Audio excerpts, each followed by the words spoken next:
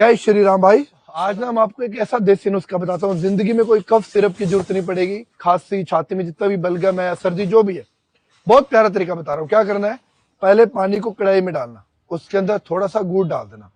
उसके बाद हरी इलायची का पाउडर, अजवाइन और काली मिर्च, इनको डाल देना। थोड़ी देर इनको घुमाना।